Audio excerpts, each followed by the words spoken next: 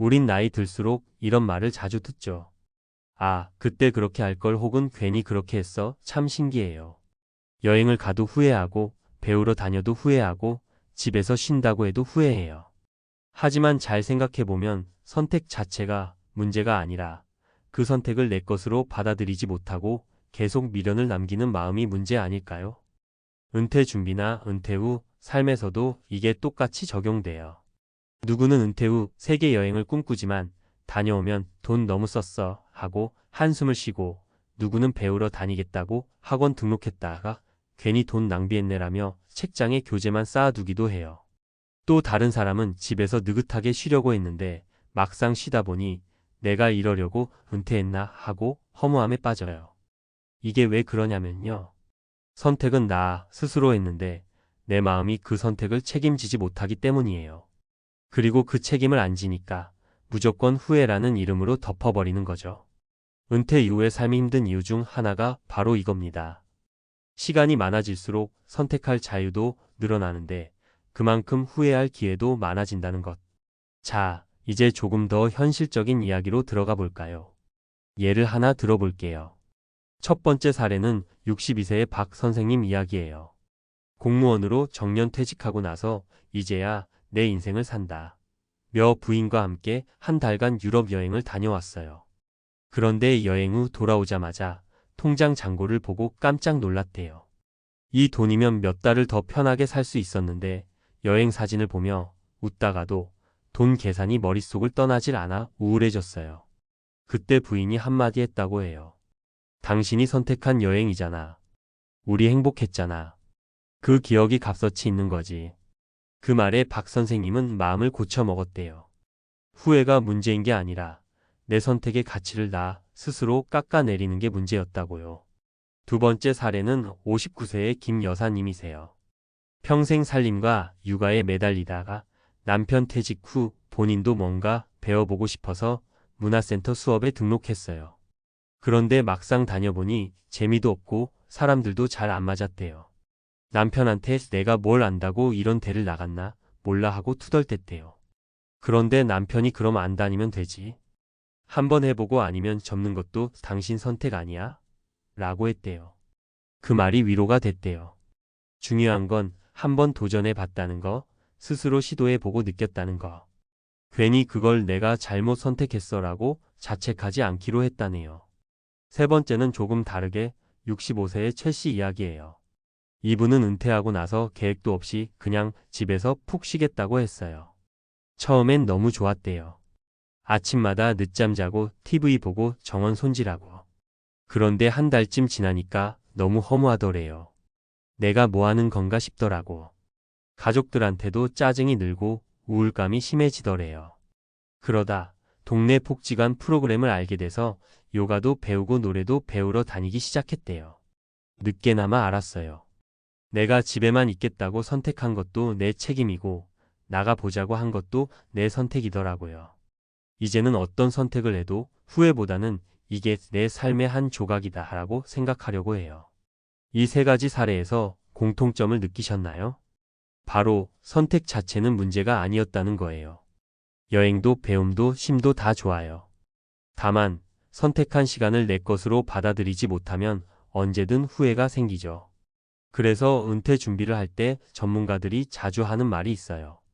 은퇴 설계는 돈이 아니라 시간 설계다. 연금이나 투자 계획도 중요하지만 사실 더 중요한 건 내가 어떻게 살지에 대한 상상이죠. 그리고 그 상상은 실패하더라도 실망스러워도 내 선택이니까 존중할 수 있어야 해요. 여행 비용이 좀 나가면 어때요? 그 시간 행복했잖아요. 학원 등록금이 아까워도 내가 시도해 본 거잖아요. 집에서 한 달간 쉬었는데 허무하면? 좋아요. 이제 나가 보자고 선택하면 돼요. 문제는 처음 선택을 비난하는 게 아니라 새로운 선택을 할 수 있다는 걸 잊는 거예요. 그리고 이건 연습이 필요해요. 젊을 때는 시간에 쫓기면서 선택의 폭이 좁았죠. 회사에서 시키는 일, 아이 키우느라 주어진 루틴. 그러다 은퇴하고 갑자기 시간이 많아지면 이제는 내가 선택해야 한다는 게 오히려 부담이 돼요. 익숙하지 않으니까요. 그러니 실패해도 괜찮아요. 아, 이건 내 취향이 아니었구나. 하고 또 다른 걸 찾아보면 돼요. 전문가 입장에서도 은퇴 설계 상담을 하면 꼭 권하는 게 있어요.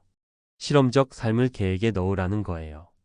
여행이든 공부든 봉사든 가볍게 시도하고 별로면 바꾸면 된다고요.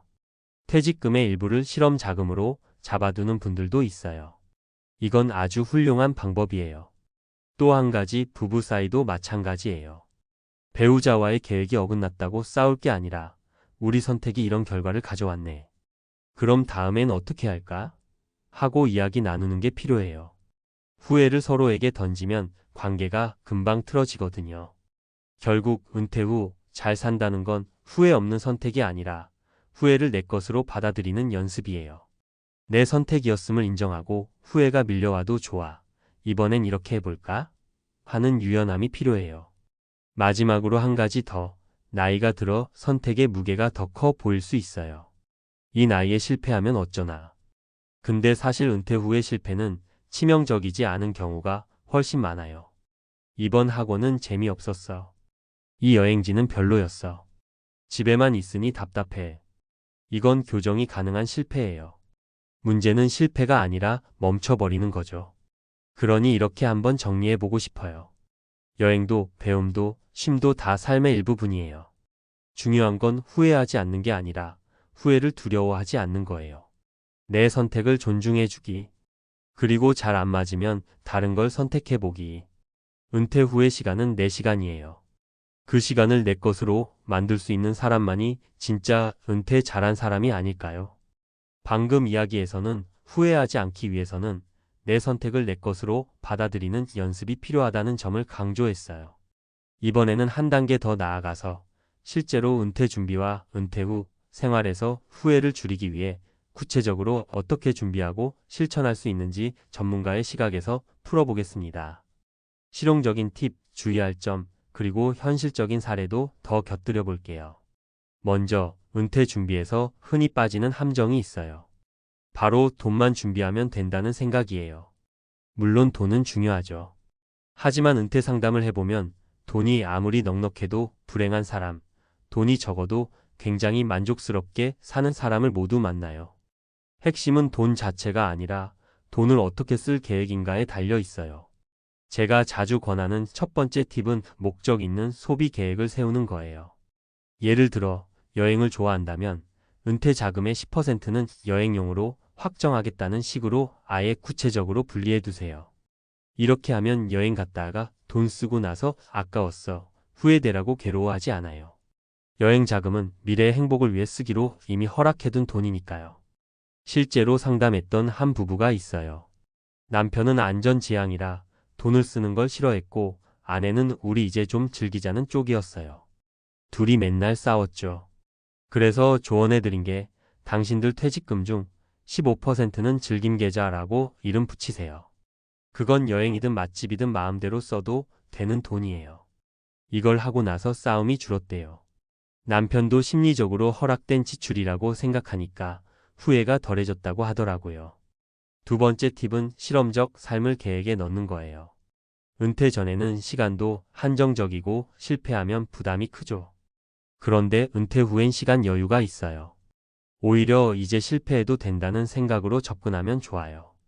예를 들어 문화센터 수업을 다닐 건데 재미없으면 다음 달엔 다른 거 들어볼래요. 혹은 한 달 살기 해볼 건데 별로면 다시 집으로 오면 돼요. 이런 식으로요. 제가 만났던 한 67세 할머니는 내가 요리 수업 들었다. 재미없어서 꽃꽂이로 바꿨는데 그것도 별로라서 영어 회화로 옮겼어요. 라고 웃으면서 말하셨어요. 그러더니 이제야 나를 알아가는 것 같아요. 라고 하시더라고요. 실험적 삶의 포인트는 계획 단계에서 실패할 여지를 아예 넣어두는 것이에요.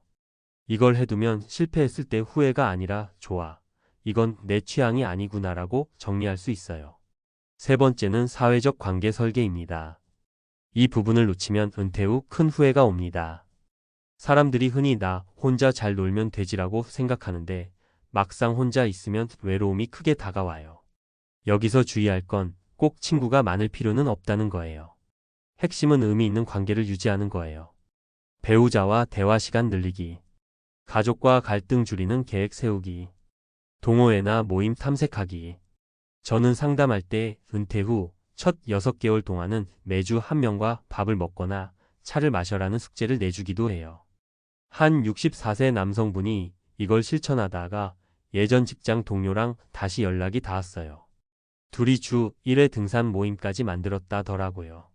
그러더니 혼자 있을 때는 괜히 과거를 곱씹고 후회했는데 이제는 얘기할 사람이 있으니 훨씬 마음이 가벼워졌다고 하시더라고요. 네 번째는 건강 관리예요. 이건 지루할 만큼 강조하지만 정말 중요해요.